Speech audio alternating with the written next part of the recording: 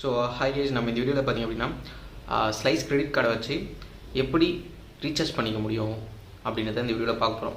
First நீங்கள் அதுக்கு பண்ண வேண்டியது பார்த்திங்கன்னா உங்கள் கார்டு டீட்டெயில்ஸில் வந்து எடுத்துக்கோங்க.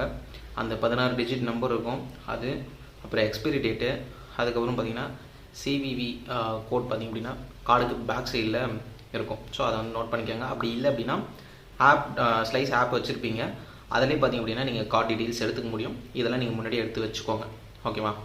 நெக்ஸ்ட் ஸ்டெப் பார்த்திங்க அப்படின்னா நம்ம ஃபோன்பேயில் அப்புறம் கூகுள் பேயில் பார்த்திங்க அப்படின்னா இந்த ஆப்ஷன் போய்ட்டு நீங்கள் பண்ண முடியாது. பட் பேடிஎம்மில் பார்த்திங்க அப்படின்னா இந்த ஆப்ஷன் உங்களுக்கு கொடுத்துருக்காங்க. அதாவது நீங்கள் பேடிஎம் போயிடுங்க, பேடிஎம் ஓப்பன் பண்ணதுக்கப்புறம் இல்லை அப்படின்னாலும் டவுன்லோட் பண்ணிக்கோங்க.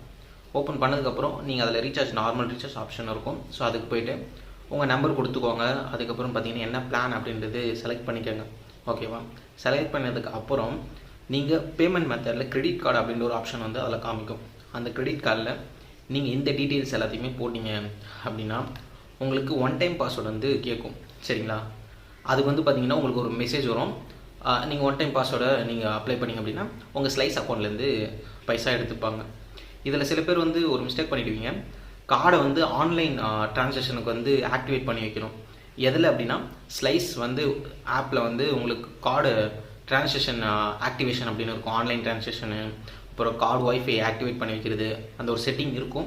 ஸோ அதில் நீங்கள் வந்து கார்டில் ஆன்லைன் டிரான்சாக்ஷன் அப்படின்ட்டு ஆன் பண்ணி வச்சுருந்தா தான் இந்த பேடிஎம்மில் வந்து நீங்கள் ஆன்லைனில் ட்ரான்ஸ்ஃபர் பண்ணுறப்ப ஆகும், சரிங்களா? ஸோ தட் நீங்கள் முன்னாடியே பார்த்திங்க அப்படின்னா ஸ்லைஸ் கிரெடிட் கார்டு ஆப்பில் போய்ட்டு அந்த ஆன்லைன் டிரான்சாக்ஷன் அப்படின்றத ஆன் பண்ணி வச்சுருக்கணும், சரிங்களா?